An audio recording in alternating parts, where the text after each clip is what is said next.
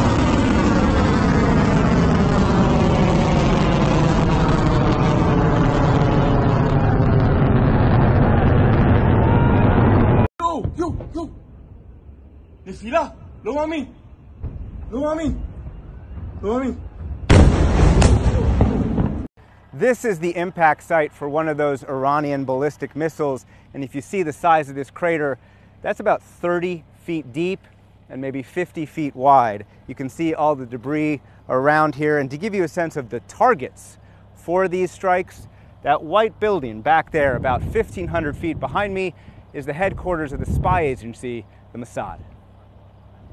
Bueno, estamos en el último capítulo de una larga guerra de descolonización. Eh bien, nous sommes dans le dernier chapitre d'une longue guerre de décolonisation en Asie occidentale, spécifiquement dans le territoire palestinien, mais cela affecte toute la région de l'Asie occidentale et le nord de l'Afrique.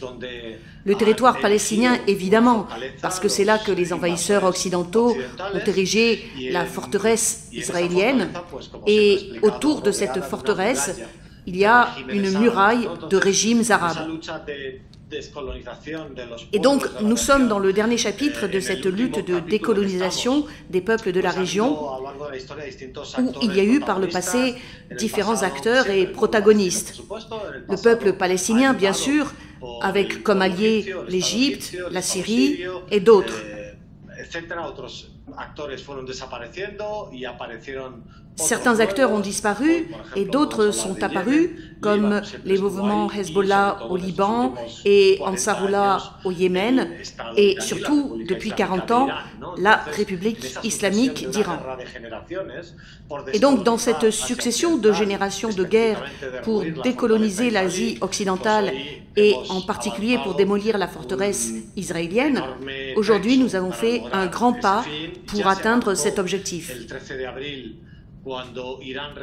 Une étape avait déjà été franchie le 13 avril 2024, quand l'Iran avait répliqué à l'attentat terroriste d'Israël contre le consulat iranien à Damas. Et le régime israélien n'a pas su comprendre l'importance du fait qu'on a pu voir une poignée de missiles balistiques qui survolaient la mosquée d'Al-Aqsa au-dessus de Jérusalem dans une nuit pleine d'étoiles. Et cette photo est devenue iconique. Mais Israël n'a pas compris que l'important n'était pas qu'il y ait eu seulement une poignée de missiles volant au-dessus de Jérusalem. L'important n'était pas le nombre, mais la qualité. Une poignée pouvait devenir une centaine ou demain des milliers. Et par conséquent, l'écroulement de la forteresse d'Israël ne fait aucun doute. Ce sont les colons qui vont accélérer sa décomposition par leur panique et leur frayeur. Bien sûr, il y a la lutte des peuples natifs de la région, les Palestiniens, les Iraniens, les Libanais, mais au final, ce sont les colons qui causeront l'écroulement de leur colonie parce qu'ils vont quitter le navire.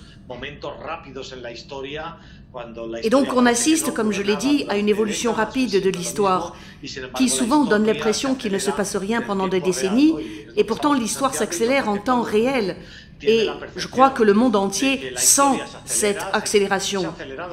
Rappelons-nous la chute de l'espace soviétique. Il paraissait inamovible, et en à peine 2-3 ans, toutes les pièces de cet espace se sont détachées. Et on est dans le même cas de figure, et en 2-3 ans, le régime israélien va s'effondrer. C'est intéressant de voir comment réagissent les autres acteurs, notamment celui qui soutient la colonne vertébrale de la colonie et qui la protège, c'est-à-dire les États-Unis. Les USA offrent à Israël des centaines de milliers de tonnes de bombes pour essayer de réussir le nettoyage ethnique, l'extermination, le génocide des Palestiniens à l'intérieur du territoire colonisé de la Palestine.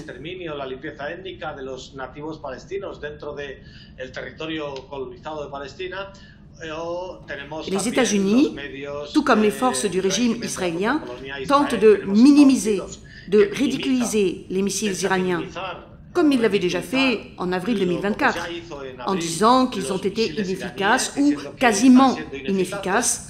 Et d'un autre côté, nous avons les médias de la colonie israélienne qui sont en panique. Et c'est normal, ils ont bien raison d'être en panique, parce que ceux qui n'ont pas compris le 13 avril dernier, à cause du petit nombre de missiles que l'Iran avait lancés, et le petit nombre était délibéré de la part de l'Iran, aujourd'hui, ils en voient des centaines, et demain, ils pourraient en voir des milliers. Ce qui est important, c'est que les colons sont terrorisés. Ils ont saturé les aéroports pour partir demain en direction de New York ou de l'Europe ou ailleurs sur la planète. Et par ailleurs, nous voyons le parrain de la colonie qui leur dit que, tout en minimisant l'impact des missiles, les USA ne vont pas entrer dans une guerre régionale totale pour sauver cette colonie. Ils auraient beaucoup trop à perdre en se laissant entraîner dans une guerre totale pour défendre leur colonie. Parce que leurs bases militaires sont fragiles, elles sont à portée des missiles de l'Iran, et leur flotte navale, leurs porte-avions ne sont rien d'autre qu'un symbole en face de la chute imminente du dollar, qui va couler comme un porte-avions dans la mer Rouge. Par conséquent, les USA peuvent seulement essayer de limiter les dégâts. Et en Espagne aujourd'hui, comme tu me le demandais, je crois que les gens commencent à s'éveiller à la réalité et à voir la grande prudence de l'Iran. Aujourd'hui, cela fait 2 mois que Ismaël Haniyeh a été assassiné à Téhéran, un autre attentat terroriste gravissime du régime israélien. Et je crois que les gens voient qui agit avec prudence et précaution d'un côté et qui, de l'autre côté, commet toute une gamme d'attentats terroristes et d'actes sadiques. Je crois que la population commence à se rendre compte, même si en Occident c'est plus compliqué, parce que le pouvoir médiatique parvient à aliéner beaucoup de cerveaux, mais petit à petit, la résistance fait son travail et arrive à ouvrir l'esprit des gens dans le monde entier.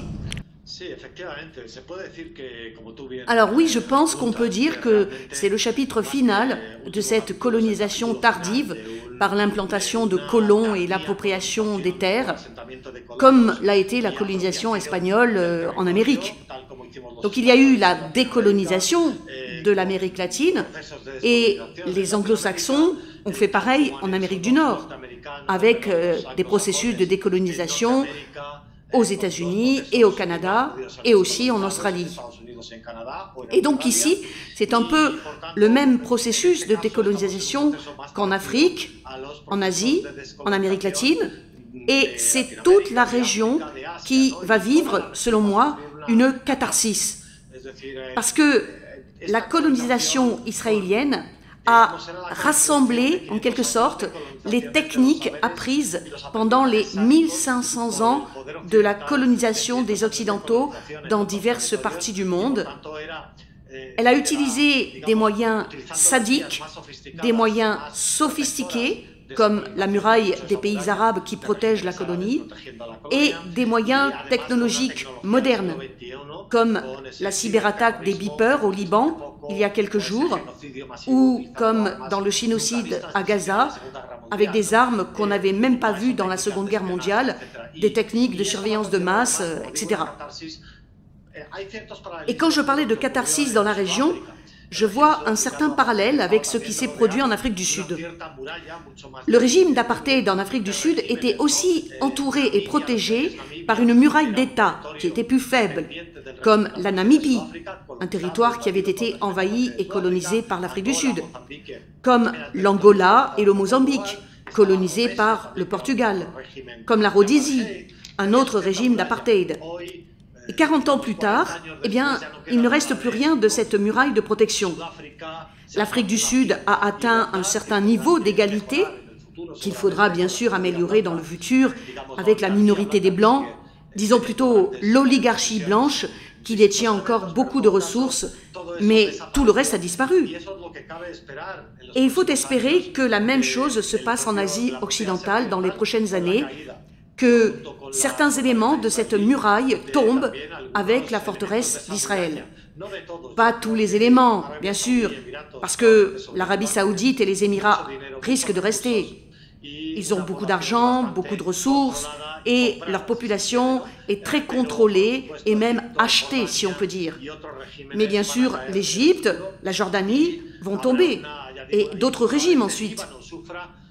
Quant au Liban, il va probablement aussi subir un certain processus de décolonisation dans ses structures politiques que la France lui a imposées il y a 100 ans, et il deviendra un nouveau Liban, sans sectarisme, mais avec une diversité de voies politiques. Je crois qu'on va assister à une révolution en Asie occidentale et peut-être en Afrique du Nord dans les prochaines années. Et ça va dépendre de la chute de la colonie israélienne. Une grande partie des colons ne supportera pas que les Palestiniens indigènes obtiennent l'égalité des droits sur tout le territoire des 3 morceaux qui composent la Palestine. Le premier morceau appelé Israël, le morceau appelé Cisjordanie et le morceau appelé Gaza. Et quand les 3 territoires de Palestine seront à égalité, beaucoup de colons partiront, car ce sera intolérable pour eux. Et ceux qui voudront rester vivront à égalité de droits avec les natifs palestiniens. Bien sûr, il y aura un processus de décolonisation de la propriété des terres, des moyens de production, des industries, mais je crois que ce sera une catharsis pour la Palestine et aussi pour toute la région.